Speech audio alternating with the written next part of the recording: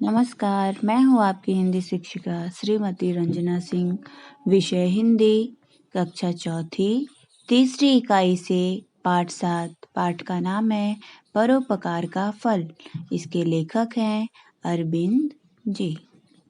इस पाठ के माध्यम से लेखक छात्रों को यह बताने का प्रयास कर रहे हैं कि हमें फल की इच्छा न करके परोपकारी व्यक्ति बनना चाहिए। हमारा पाठ इस प्रकार से शुरू होता है। एक राजा था, वह बड़ा ही न्यायप्रिय और दानी था। उसके कार्यों की चर्चा दूर दूर तक थी। वह गुणी लोगों का आदर करता था। एक दिन राजा अपने विद्वान मंत्री के साथ जनता का हाल चाल जानने निकला। उसने एक बूढ़े आदमी को आम का पौधा लगाते देखा।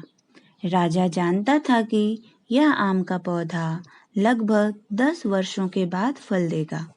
कौतूहलवश उस व्यक्ति के पास जाकर राजा ने कहा, बाबा, यह तो आम का पौधा है, इसमें फल आने तक क्या आप जीवित रहेंगे?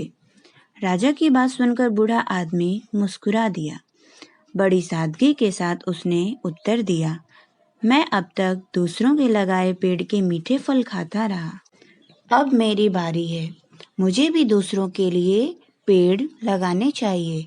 सिर्फ अपने खाने के लिए पेड़ लगाना ठीक नहीं। हमें दूसरों के बारे में भी सोचना चाहिए। बूढ़े आदमी के उत्तर से राजा बहुत खुश हुआ।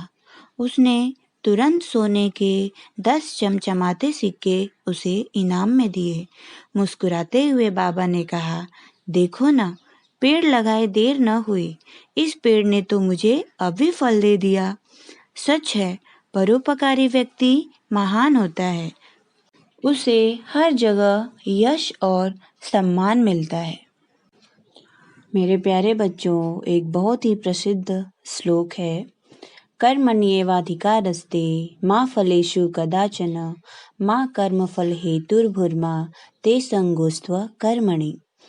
ये गीता के दूसरे अध्याय का श्लोक है और बहुत प्रचलित भी है। इस श्लोक में श्री कृष्ण ने अर्जुन से कहा है कि सिर्फ कर्म पर तुम्हारा अधिकार है, लेकिन कर्म के फल पर तुम्हारा अधिकार नहीं है। इसीलिए कर्म के फल की चिंता नहीं करनी चाहिए। इस श्लोक में कर्म का महत्व बताया गया है। हमें सिर्फ कर्म पर ध्यान देना चाहिए। पूरी ईमानदारी के साथ अपना काम करें, गलत कामों से बचें। आप अच्छे काम करेंगे तो उसका फल हमेशा अच्छा ही प्राप्त होगा। बच्चों, आपके लिए गृह कार्य है, सुनो और समझो। इसको भी सुंदर अक्षरों में लिखना है, सही वाक्य बनाकर लिखना है। राजा और बूढ़े आदमी के दो संवाद आपको लिखना है। पढ़ो और लिखो। आकृति में राजा की विशेषताएं लिखना है। तुम्हें कौन सा फल पसंद है, उस फल का नाम लिखना है। फल खाने के 5 लाभ लिखना है। धन्यवाद।